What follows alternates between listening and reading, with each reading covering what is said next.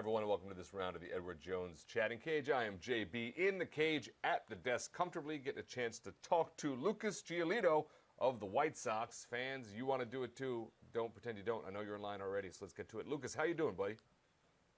Great.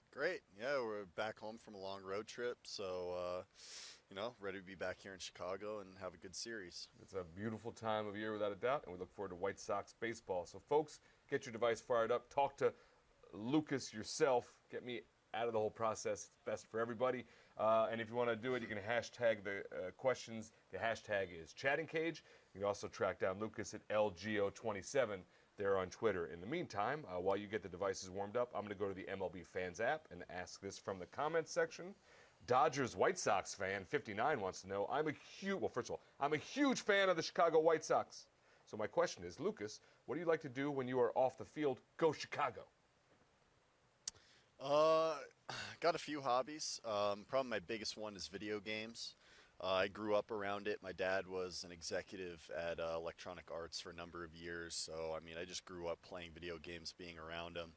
So, I play a ton of computer games. I built a couple computers over the past couple years.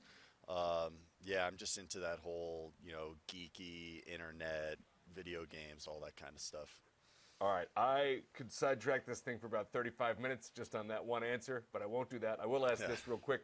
What's your go-to franchise then? What do you play when you just want to spend some time playing? I played Call of Duty for a bit. I've kind of transitioned more as far as like first-person shooters. I play a lot of Battlefield. Okay. But my favorite game by far is Rocket League. It started out as like an indie game, but it's blown up over the past couple of years, and it's I think it's like in line to be like the next big esport. So I play a ton of that. Just kind of got that competitive nature to it. Sounds amazing to know Dad worked at it as well, and I think you're right. Rocket League will head towards esport. You might be the first professional Major League Baseball e-sporter concurrently. It could be something we'll track over the course of time. We'll keep that underway. I've heard there's some guys on Twitch in the big leagues, things like that. But if I continue to play Rocket League and get better at it, we'll see what happens. It will be amazing. And then we'll cover the esports version of that as well. It'll be something we do. It's very exciting. This is the Edward Jones Chatting Cage. It's Lucas Giolito taking your questions. Just get them on Twitter at #ChattingCage or join us like this fan. What's your name? What's your question for Lucas? Hey, it's John from Jersey, and I just wanted to know if you had a baseball hero growing up or if you had a favorite baseball team.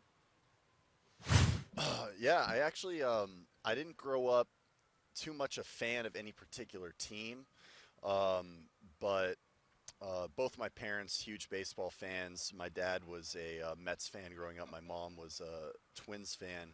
So, living in LA, I wasn't a fan of the Dodgers or the Angels per se. I did go to a bunch of games, but I'd say my baseball hero, my favorite player growing up was Bob Gibson. Kind of taking it back a little bit. Just as a starting pitcher, he's so dominant. He was so good they had to lower the mound. So. It's definitely someone I looked up to, even though he was playing a little bit before my time. One of the greats of all time, though. Definitely somebody to look up to. What a great way to summarize it, too. He's the reason they lowered the mound. You know you're good without that. Lucas Giolito taking your questions, folks, here in the Edward Jones Chatting Cage. I'm going to queue up the EDJ question of the day now so we can get that out of the way before somebody scoops it. As a former first-round draft pick, Lucas, and among the top prospects for two different clubs, so how did it feel when you were called up to the big leagues with the Nats and then with the White Sox? So two different times, two different experiences, all very successful. What were your thoughts there? Yeah. The first one was, it's your first time getting called up to the big leagues. So it was a dream come true to get that phone call and be able to get my chance to go up and make my debut. Just for any baseball player, dream come true, awesome experience. And then to get my chance to come up this year with the White Sox, it was kind of like a second debut. Not as much of the emotions and everything, but it felt special to finally get my chance up here and hopefully, start something that's going to be pretty special here on the South Side. Very excited. I know fans are really fired up for that event, and thank you for sharing that experience with us.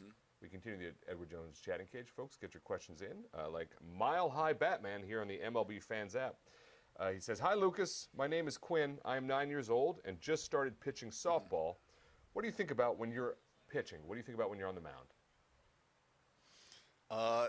I'd say you try not to think too much. All my best starts, I feel it's like when my mind is pretty clear. It's kind of like you just have that one track of, I'm going to execute this next pitch. You kind of forget about what happened in the past, whether you struck a guy out, gave up a home run, whatever.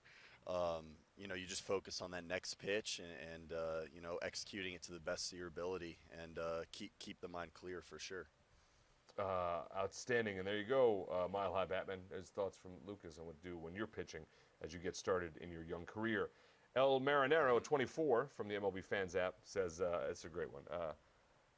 Lucas, how is it going paintballing with Jock Peterson? Were you guys on the same team paintballing, or did you play against each other? Yeah, it's a funny story. We have a mutual friend, John Moscott, really, really great guy, good pitcher who I work out with in the off seasons. And John hit me up one day, "Hey, do you want to come out paintballing, whatever?" I was like, "Yeah, definitely. I haven't been in years, probably since I was a kid." So, head out there, and sure enough, I met Jock Peterson and a few other guys. It ended up being a really, really fun day. Jock's a cool dude, so, hopefully maybe we'll hit up Hollywood Sports again and go paintballing sometime. So, fans, there you go. I'm not saying that's a potential to get out there and get paintballing, but there's some potential there if you get out there paintballing. So it sounds like a good time. If that's one of your hobbies, enjoy that. I'm sure the teams are both like, you guys are fully decked out in gear, right? That's really important. They for sure hooked it up over there. We had a really fun time.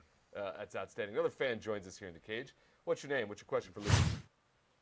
Hey, what's going on, Lucas? I'm Chuck from Charlotte. And my question to you is, what was your best position growing up? What was your favorite position growing up other than pitcher? I'd say I kind of played all around the field when I was young, trying to figure it out. My favorite one was probably shortstop, just being in the middle of the action all the time. I was a little bit too tall and unathletic for shortstop by the time I was like 13, 14 years old, but I do remember playing it in Little League. It was a lot of fun.